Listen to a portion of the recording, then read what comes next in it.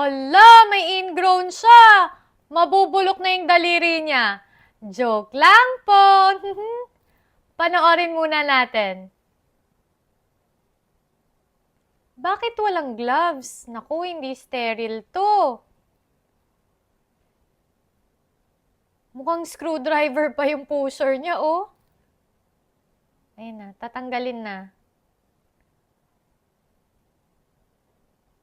Sarap! Sapa, sapa.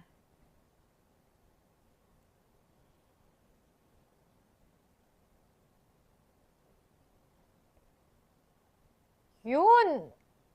Tanggal! Ano nga ba yung ingrown? Ito yung abnormal na tubo ng kuko sa mga nail bed natin. Imbes na palabas, nagiging paloob sa mga balat natin yung tubo nito. Anong mga nagkukos nito? Andyan yung maling paggupit sa mga kuko natin. Imbes na pa-square lamang, sumusobra yung gupit natin sa gilid nito. Andyan din yung pagsuot na masyadong masikip na sapatos o kahit ano pa mang footwear. Pwede ding dahil sa paulit-ulit na injury o trauma sa mga paa natin. O kaya naman pwede ding dahil sa mga jeans natin. Namamana natin na ganito na yung tubo ng mga kuko natin. Paano malalaman kung may ingrown ka? Madalas ito sa mga big toe natin, ha?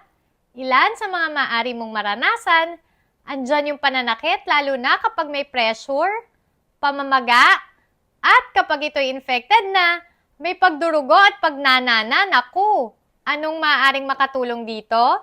Pwede mong subukan, ibabad yung mga paa mo sa maligamgam na tubig for 15 to 20 minutes, 3 to 4 times a day. Pwede ka ding mag-take ng pain relievers o kaya naman mag-apply ka ng antibiotic cream para makaiwas sa impeksyon dito. Pero kung sobra na itong masakit, sobra na yung pamamaga at hindi ka na makalakad, magpakonsulta ka na sa iyong doktor. Gets ba? Okay, ingat!